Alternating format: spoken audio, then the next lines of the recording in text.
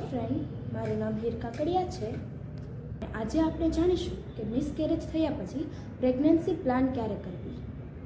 આપણે આ important topic પર વાત કરવાના છીએ કે મિસકેરેજ થયા પછી કેટલા સમયનો ગેપ રાખીને પ્રેગ્નન્સી પ્લાન કરવી જોઈએ.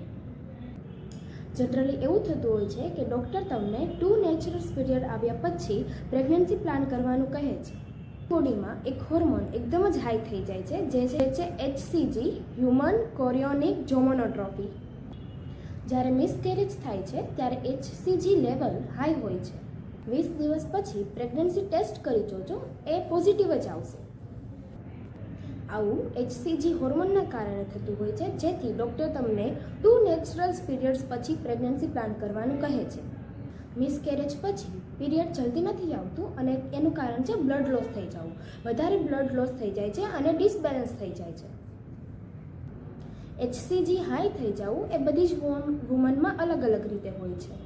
એટલે મિસકેરેજ થયા પછી પ્રેગ્નન્સી પ્લાનિંગની ઉતાવળ ના કરવી જોઈએ.